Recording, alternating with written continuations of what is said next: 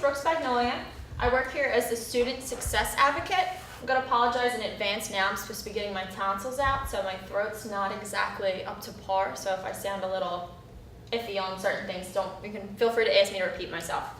I'm going to go over a couple things today, mainly note-taking, effective studying, and test-taking. But there's only 3 of us in here, so feel free to ask questions about any of the courses that you're in right now if you need tips or you're not sure how to study for it or how to do well on a test. So I'm briefly going to go through this. It's going to be really short, and then we'll kind of open for discussion. So the first thing I'm going to go over is the right way to take notes. So many of us kind of just start rewriting everything. You want to kind of read to retain. So whatever you're reading, whether it's your PowerPoint slides or your textbook, you want to make sure that you're writing that information into your own words and that you're able to understand. Come on in. This is the workshop, yes. Okay. So just grab a seat and I'll get you all together in a few minutes.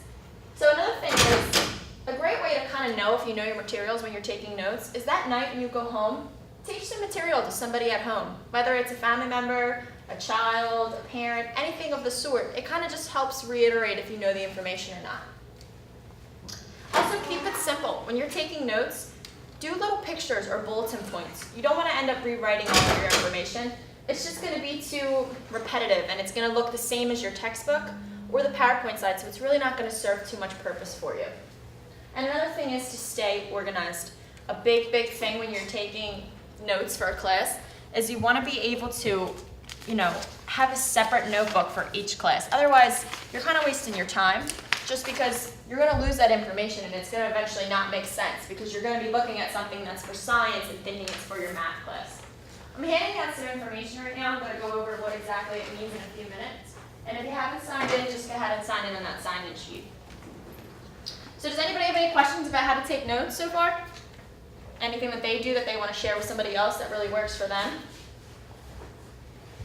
Okay, so we'll move right along then. The next thing is how to study. Now this is short and abbreviated on the slide because I'm going to talk more about it. Most important is to rank your classes. Now, so many of us have subjects that we do well in or subjects that we really struggle in. So it's really important that when you first start your semester that you kind of look at the courses that you know you're going to have issues in. Now, for example, my weakness is math. Anything with numbers, I seem to get really overwhelmed and it becomes really difficult for me. So I know that when I go to look at how much homework or how much time I'm going to have to put into certain subjects, math's at the top of my list and I'm giving hours to math. To where for my English courses, I might not give as much time because I know I can write papers well and I know I can do that efficiently and quickly. But math, I'm spending 3 to 4 hours, honestly sometimes on one problem. So that's just, my personal example. The next thing is to set goals. So you want to make sure that when you're kind of going through your courses, you're looking at, what you struggle with. If you know that your math class is going to overwhelm you, take it one thing at a time. Look at what your syllabus requires for you, what's going to be due, and start making time to work on that right away. So kind of map it out in your head. Look at your syllabus. Get a highlighter out or a pen and start circling what you need to work on immediately or what you need time for. And look at your other courses and see where it coordinates with. I'm going to explain what this is in a few minutes. That's going to be really important just to kind of keep yourself organized. So another thing with having a separate textbook. But also to kind of keep yourself motivated. Some of the hardest thing about studying is everybody always thinks, oh, I'm not going to look at that because the test is in a week from now. I do it too. But the thing is with that is that information becomes so far out of reach now that you're procrastinating, you're putting it off. When you go to look at it, you've probably got one night before the test now. And if there's anything you don't understand, to be honest, you're kind of screwed at that point because you don't have enough time to just talk to anybody else, to talk to your teacher, or to kind of use your other resources. You're relying on the fact that you have one night now and that everything's just going to click, which usually doesn't happen. So a great thing about setting goals is that allows you to use your resources throughout when you're making that schedule. So some techniques we can go over. Does anybody use note cards? Anybody do index cards? Okay, how do you feel they work for you? Pretty good. Do you make them ahead of time? I try to. Yeah, see that, I used to make note cards, but I found myself making them one day before. And I'd be like, oh, this was great, but I would look at them one day and then I would end up just throwing them out. So if you are someone who's on top of things, making note cards is great because you're going to look at them repeatedly for the next week or two. But if you're not, for somebody who kind of waits last minute, note cards might not be the best solution for you.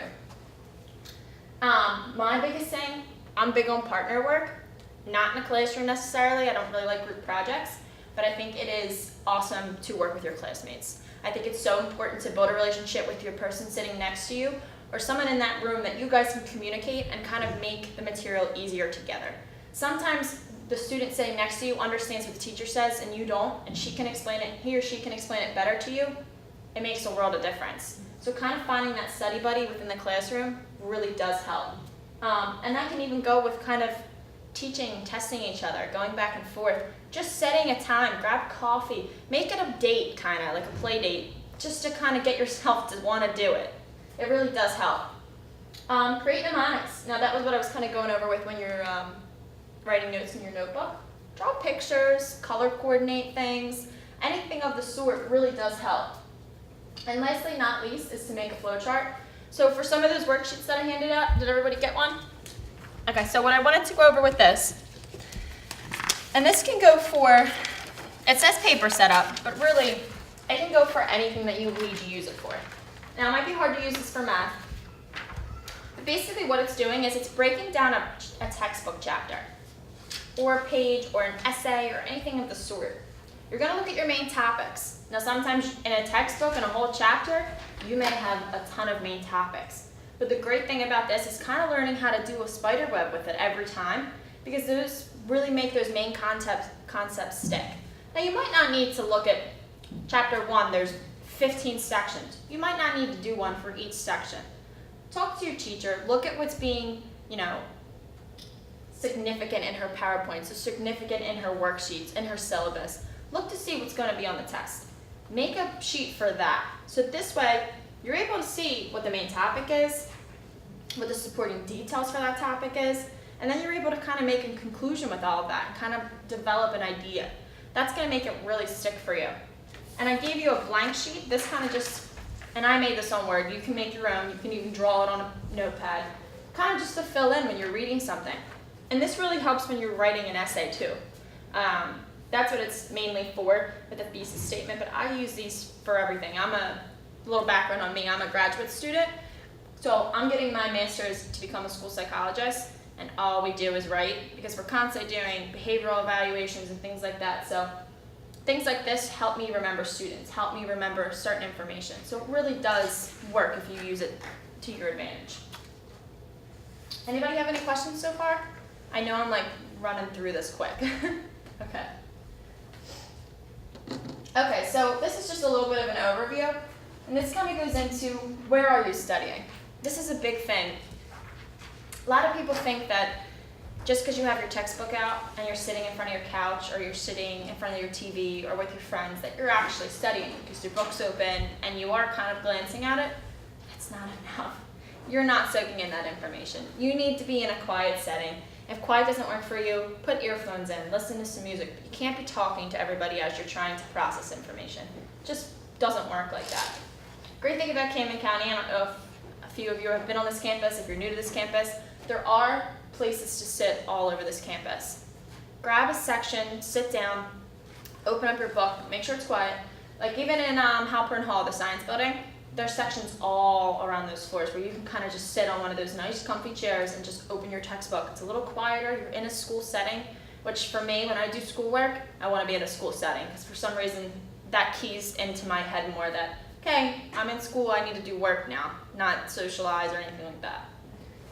Next thing is to take breaks. We all have busy lives. We all probably work, have families, other things that we need to take care of. Give yourself a break. Do not spend 8 hours studying something. Don't even spend 4 hours studying something. Look at something for a certain amount of time, then take a break. Go get yourself a cup of coffee, go get yourself something to eat, and come back to it. Call a friend, call home, check in, whatever you gotta do to make it just easier for yourself, do that. Remember, you gotta take care of yourself. That's the biggest thing about school, about anything really in the world. If you're not taking care of you first, everything else is gonna become difficult. You take care of yourself, things will fall into place. A lot of times when I'm doing a lot of work, like I have a lot of responsibility with students and all that things, I'll keep a plain notepad out next to wherever I'm studying, wherever I am, jot down things that come into my head. Whether it's, okay, I have a doctor's appointment today at 12:45, I can't forget about that. Okay, I have to call Lindsay today because I told her I would make an appointment with her to talk about things. Things like that, write them down as you're studying. Get them out of your head and know that you won't forget, because now it's on that piece of paper. And that kind of just goes involved with managing your time. Letting yourself know that it's okay to have other things, but you still need to allow enough time for school. And remember what works. It's so important. If you're a visual learner, use your vision. Do anything you can to see what you're learning. If you're a hands-on learner, apply any concept that you're learning and start doing it. If you need to go shadow somebody at a hospital one day, if you're a nursing student, go do that. Use all your resources that you possibly can. Whatever's going to make the material stick for you, do it.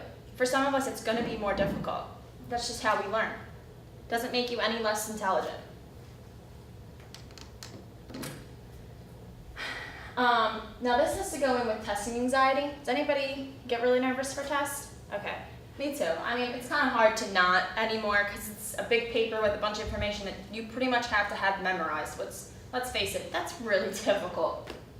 You want to walk into this test with confidence. And as silly as that seems, some of us can be so confident and still not do great, but it's kind of knowing that you did everything that you could. Did you put in the time? Did you actually understand the material? Did you talk to teachers or students when you didn't understand things? You know, if you can go through a checklist and say that you did all those things, then you really did do everything that you could. Another big thing I tell students, if you know that you're someone who's key to anxiety, tell your teachers right away. First day class, I really struggle with tests. I want to know how much tests count for in this class. Are there going to be other areas for me to make up my grade? Do you have big papers, big projects, extra credit, anything of the sort? Know where your standards are. Because if this is a class that relies solely on tests, you know you've got to know your stuff more. You know you're going to take more time for that.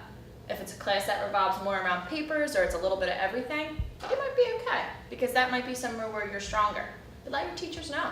I really struggle with anxiety when tests come out. Do you have any tips for me? Some teachers might say, you know, my tests are straight from the textbook. If you know the key words and you know the key concepts, you'll do great. Great, now you know something that's going to be on the test already starting off first day. Use that for the rest of the semester. Leading up to the test, so this is what I was saying with the creating a checklist. You know, did I do everything that I could? Location of the test. Now, this can either go with two concepts. When you go, are you guys online students? Do you have online classes, or are you mostly in the classroom? In the classroom?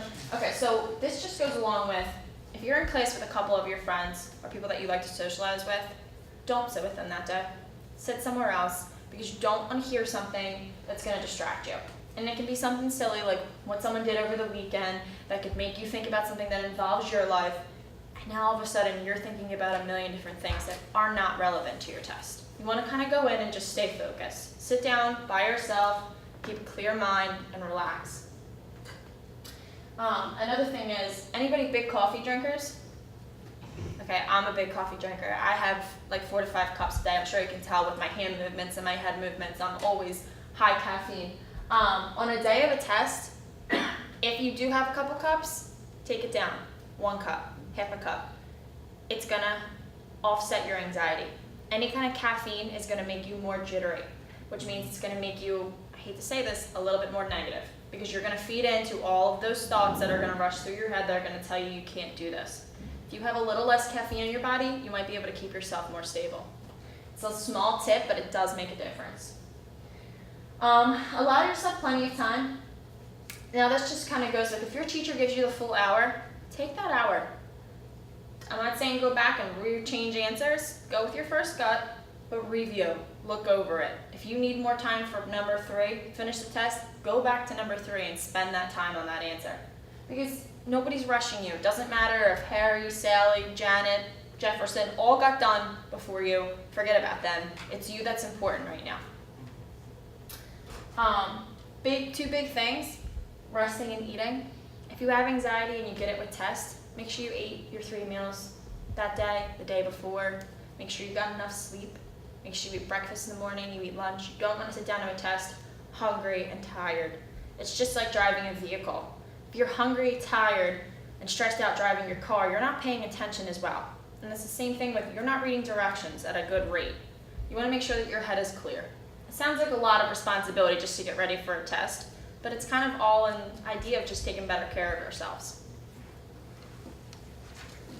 During the test, big thing students do all the time is they don't read the directions. Sometimes it can say answer 1 out of these 5 questions, and people spend the entire test period answering all 5 questions, and they never see that it said answer 1. I do that often just because, I want to get things done. I see 3 questions, I answer them, and I just be done with it. It's so important to read the directions. Don't want to do more work than you have to. Budget your time. It's the same thing with what I was saying about if you see number 3, you don't understand it, move on, go back to it. Don't panic. Take those precautions to make sure that you're calm that day. And that's kind of it. The day of your final exam, just be prepared and ready to do it. Anybody have any questions about anything? Any classes that they're struggling with? Go ahead. I have a question about note taking. Uh-huh.